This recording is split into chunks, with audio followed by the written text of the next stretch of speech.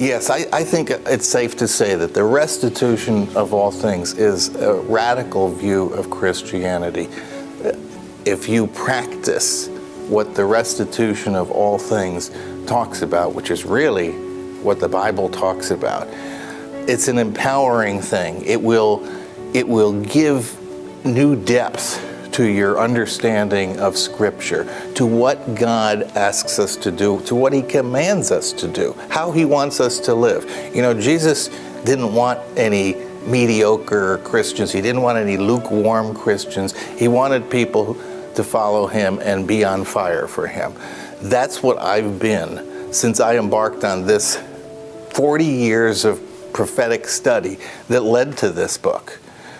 And you say, well, what do you mean, Farah? You've been in the news business all that time. I don't remember you writing any prophecy books before. Where did all this come from? Well, let me tell you a quick story, a quick testimony.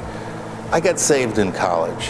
Before that, I was a different person, a radically different person. Very few people know this, even though I've written it in a couple of books before. I was a radical, left-wing, pretty much atheist, hated America, was a revolutionary, getting arrested in demonstrations and all that kind of thing, hair down to here, drugs, the whole 9 yards, okay? So I get evangelized for the first and last time in my life in college. And it affected me immediately. I'm not going to say that I became a new person overnight. I think that's crazy. But I did become a new person over years. And a couple of years after, I'm a newsman working in Los Angeles at a big newspaper. And one day I turn on the television set and I see this commercial. And it's Hal Lindsey, the author of Late Great Planet Earth, promoting his next book. Well, that book was given to me as an evangelistic tool when I was in college, and it had a huge impact on me. It also showed me how Israel-centric the Bible really is. So I'm watching this commercial and I'm thinking, you know what? I want to meet this guy. I want to do a story on him. When you're a newspaper guy, it's real easy. You can meet anybody you want. Hey, I want to do a story about you. So I got to meet Hal Lindsey. We hit it off. We became good friends. And we embarked on a decade-long partnership, really, where we collaborated on books.